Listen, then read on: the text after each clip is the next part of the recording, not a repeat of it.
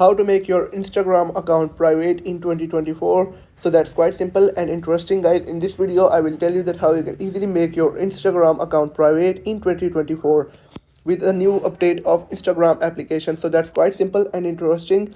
So let's begin, but before starting the video, make sure to watch the video till end so you don't make any mistake, and make sure to like the video and hit that subscribe button. Thank you. So first of all, open the Instagram application and then click on your profile on the bottom right, and then click on three lines on the top right corner. Once you're on this page, you will have to click on settings and privacy.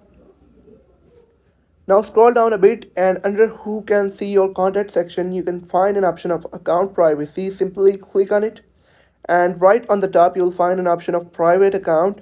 All you'll have to do is to toggle this on and click on switch to private, and it says only your followers will be able to see your photos and post, and that's all.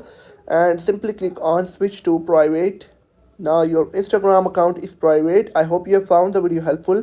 If you have found the video helpful, make sure to like the video and